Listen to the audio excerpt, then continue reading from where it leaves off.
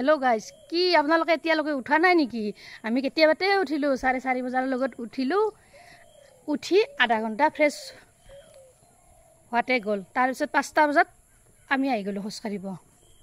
আহক আমি আটাই মিলি নিজৰ দেহৰ কাৰণে আমি অলপ কষ্ট কৰো আজি লৈছো আপোনালোকৰ মাজলৈ কচুৰ এটা ৰেচিপি এয়া কচু বজাৰৰ পৰা কিনি আনিছো ভাবিলো আৰু ভিডিওটো আপোনালোকৰ লগত শেয়াৰ কৰো আজি কচু তৰকাৰী বনাম কেৰে হতে বনাম জানেনে আজি মাছেৰে হতে বনাম তাকো খাৰ দি বনাম কেনেকৈ বনাম কি পদ্ধতিত বনাম ইয়াত কি খাৰ ব্যৱহাৰ কৰিম কল খাৰ দিম নে না কিবা বেলেগ অন্য খাৰ দিম চাই দেখব ভিডিওটো সম্পূৰ্ণভাৱে স্ক্ৰিপ্ট নকৰাকৈ এই গাইজ আজি আপোনালোকৰ মাজলৈ লৈছো এয়া কচুৰ অন্য এটা ৰেচিপি এয়া কচুখিনি মই এনেদৰে কাটি লৈছো আজি কচুৰ খাৰ বনাম কচু কিহেৰে বনাম আজি বনাম এয়া মাছ লৈ লৈছো 2 পিস পিয়াজ এটা কাটি লৈ লৈছো এইফালে লৈ লৈছো জলকীয়া কিটা চাই দেখিব ভিডিওটো সম্পূৰ্ণভাৱে আৰু স্ক্ৰিপ্ট নকৰাকৈ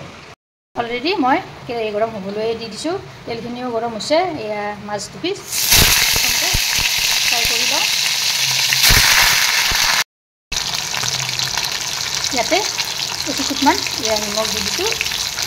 অলপ দি দিছো এয়া হালধি দি দিছো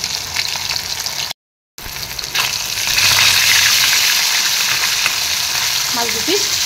অলপ ফ্ৰাই কৰি লওঁ যাতে পানী নাযায়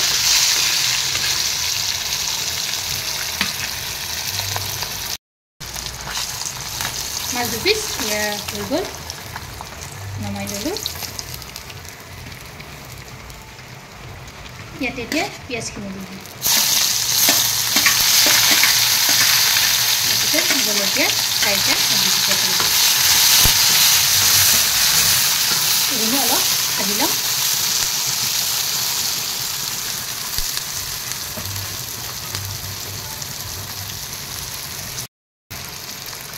ইয়াতে নিমখ দিছোঁ এচামুচ হালধি দিছোঁ বেছিকৈ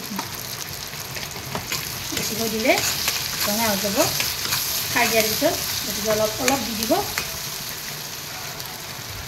তাৰপিছত কচুখিনি এনেদৰে বহুৱাই দি দিব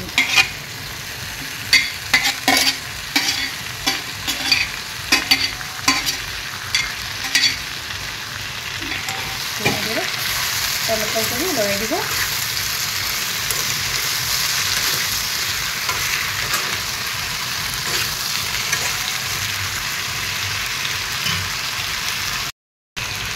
এইখিনি মই এনেদৰে অলপ কৰি লগাই দি দিছোঁ তাৰপিছত ঢাকনিখন এনেদৰে লগাই থৈ দিছোঁ এয়া কেইমিনিটমান যোৱাৰ পিছত মই ঢাকনিখন গুচাই দি দিলোঁ গেছ অলপ পৰা এনেদৰে অলপ কৰি লগাই দিছোঁ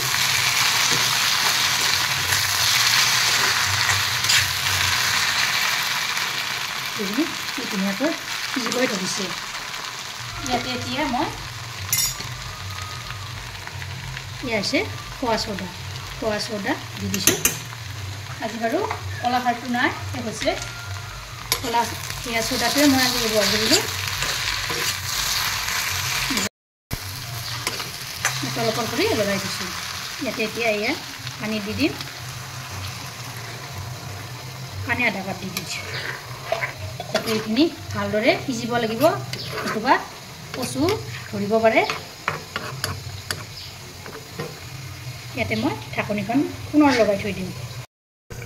এয়া মই কেইমিনিটমান যোৱাৰ পিছত ঢাকনিখন গুচাই দিলোঁ ইয়াৰ দেখিছে কি ধুনীয়াকৈ এয়া সিজি গৈছে এতিয়া তলপৰ কৰি এয়া লৰাই দি দিছোঁ এতিয়া কি কৰিম জানেনে এয়া উতলি থাকোঁতে এয়া মাছ 2 পিস ইয়াতে দি দিছোঁ এইখিনি উতলিব দিম আৰু পানীখিনি সম্পূৰ্ণ নাইকিয়া হৈ যোৱালৈকে মই এনেদৰে ৰাখি থৈ দিম পানীখিনি নাইকিয়া হৈ যাব দিম ঢাকনিখন আৰু এনেদৰে দি থৈ দিম এয়া কেইমিনিটমান যোৱাৰ পিছত ঢাকনিখন গুচাই দি দিলোঁ এয়া দেখিছেনে নাইকিয়া হৈ গৈছে পানীখিনি কি ধুনীয়া শুকান হৈ গৈছে আপোনালোকেও এনেদৰে এবাৰ